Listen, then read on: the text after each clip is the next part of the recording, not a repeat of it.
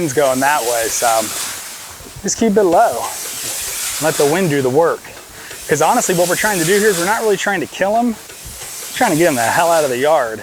And the way a lot of these sort of tools work is you're just trying to interrupt 1 or 2 breeding cycles. I don't know if you guys know this about Florida yet, but the mosquitoes are just like too much to handle sometimes. To the point where you feel like you're gonna get some sort of disease, or at least you're gonna slap yourself to death, because sweat running down you with mosquitoes on you is horrible. Today I'm gonna show you guys my mosquito game, which I actually got caught slacking on because I wasn't fogging because I ran out of propane. Let's get it. Picked this unit up at my local Home Depot. It's about 80 bucks. They got it on Amazon. I'll leave a link to both in the description, of course, like I always do. Back from Walmart, man, what a treat. I was able to pick up this 2-pack of 1-pound propanes. I'm gonna go ahead and swap this out because you actually do need the propane to run this unit. All it does is it heats up on this little coil and essentially kind of creates a siphon that pulls your juice out and also vaporizes it. It's quite efficient at it. Holes on this are pretty straightforward. You open up the back side here. It is a little tough to get this off because it kind of gets a little vapor lock / this cheap plastic chafes and it doesn't really want to come undone, but that's a good thing is you don't want to lose your Jew because a bottle or a quart of that juice might be like 20 bucks. So I'll put a link to that in the description as well. But that $20 jug has actually lasted me quite a bit. It fills this tank up twice and I mean, you can fog for quite some time on it. Besides where we're going to meet our throttle, of course you back it down all the way when you want it off. You do 1 full turn on and then you hit your ignition button right here. It's gonna make a clicking sound. After 1 click, it should light. They say don't click it more than like 3 or 4 times. For me, it's never taken more than 2 clicks. Propane tank just comes right out of the back. I always store it with the propane tank out. Last time I used it, the propane ran out, so I knew I wasn't gonna have a problem with running the rest of that out. I got some brand new cans here. I actually got a video on refilling these things. A lot of people shit on the method, whatever. It works. I mean, if you're hard up enough to be refilling these things, I don't think you can really get any safer than that. But anyways, these are a little expensive, but you can always refill them. Go ahead and screw that on. It's gonna go on clockwise, and you kind of got to push a little bit.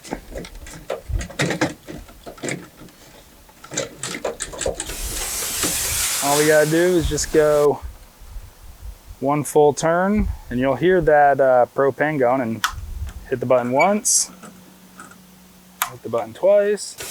I ended up moving it inside because it was kind of windy out there. And when this thing first fires up, you almost can't even see that flame. It's just like a light blue flame that gets that coil going. And you want to let it preheat for 2 minutes. Now, over the course of this, you're going to see it start to kind of purge, kind of venturi through a little bit of that solution. Then it's going to slowly turn to fog like we're getting now. Let's go ahead and get it, guys. I'm gonna kind of show you the pattern I do, and we're about to fog this bitch out. All right, so there I was. It was all preheated. Now I'm just gonna dial back this just a little bit. You wanna go low because fog rises. So I use this to get behind all these toolboxes, because this is where all of these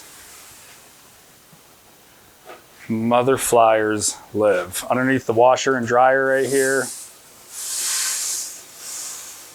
Unless you have a place that is 100% weathered in, meaning like climate control and like really good seals on everything, and you keep the door closed, like nothing's safe here. So just know that. Next, I do the perimeter of the house. And with this, the first couple sprays, you kind of got to see which way the wind is going and work with it. But like anywhere where you got stuff leaning up like this back patio is just a hot area for mosquitoes. So I'll just come here in the back and I hit all the corners. I don't know why, they just love it back here. And I've even taken everything off this shelf except for like the bighorn and some wood pellets. All right, so you can see right now, I'm kind of getting like a weak little stream.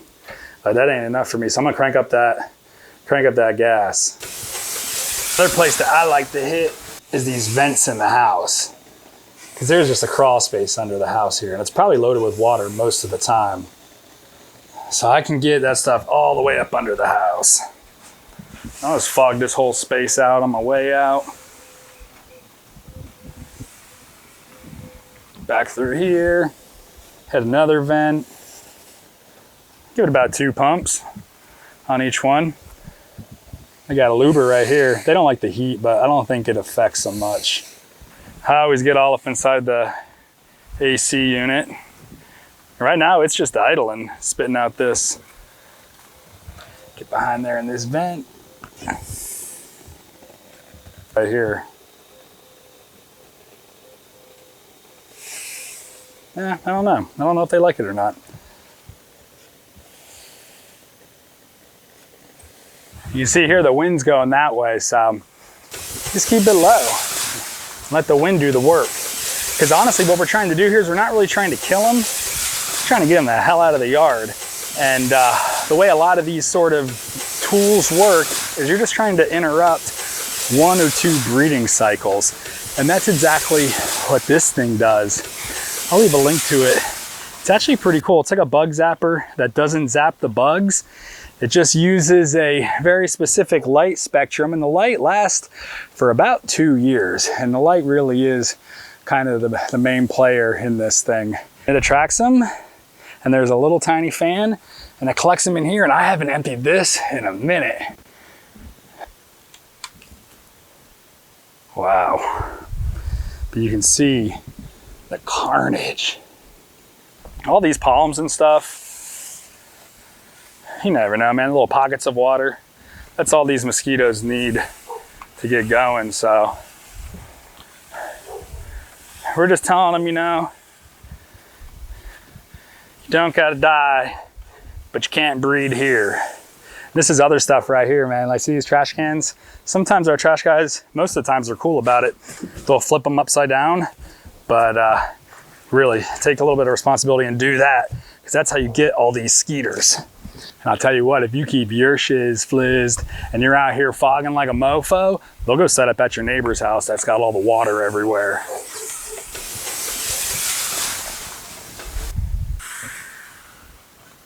Whatever kind of palm tree this is a piece of garbage. Never ever plant one of these. They get these huge thorns on them. Look at the size of these thorns. And they grow like so fast you can't even keep up with them. And they got all kinds of little spots for skeeters.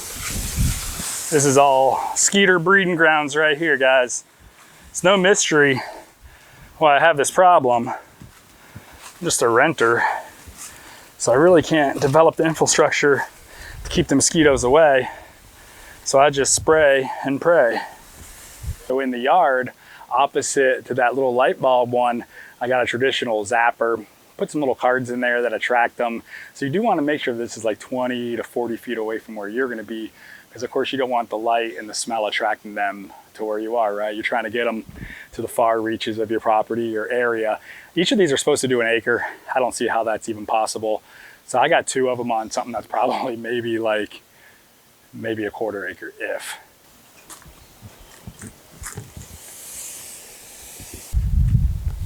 Really good for things like parked vehicles, stuff you don't go in a lot. Mosquitoes will get in just about anything.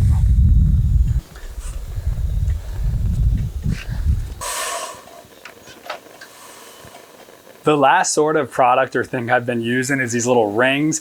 I'll put the link in the description below, but you're supposed to put them in like standing water and stuff to keep mosquitoes from breeding in them. So I make sure I always put those in places where I know water's standing, and even proactively I put out a couple little dishes in my garage with them. So at least if they're gonna be in the garage, hopefully they go there and it gets them. Well guys, I hope that this really helped you out. This Crud brand fogger, it's good in a pinch. I doubt this thing will work next year. So, I mean, it's high end. So far I got about 400 bucks sunk in, trying not to get bit. This is one of the hidden costs of Florida, guys. It's just the way it is, but dude, the bugs are ruthless. Thanks a lot for tuning in. If you haven't yet, please subscribe. Got a little tip jar thing down there if you want to show me some love. That'd be awesome. help take this channel to the moon.